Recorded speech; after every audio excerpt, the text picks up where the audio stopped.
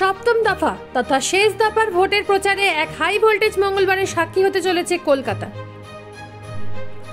আজ ফের আরও একবার ভোট প্রচারে বঙ্গে আসছেন প্রধানমন্ত্রী নরেন্দ্র মোদী। অন্যদিকে মুখ্যমন্ত্রী মমতা বন্দ্যোপাধ্যায়কেও আজ দেখা যাবে রোড শোতে।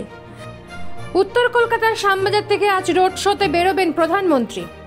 এরপর অশোকনগর ও বারুইপুরে আরও দুটি সভা রয়েছে তার। বঙ্গে এর আগে তিনি 21টি সভা করে গেছেন। কলকাতায় আজ তার প্রথম রোড শো দলীয় প্রার্থীদের সমর্থনে।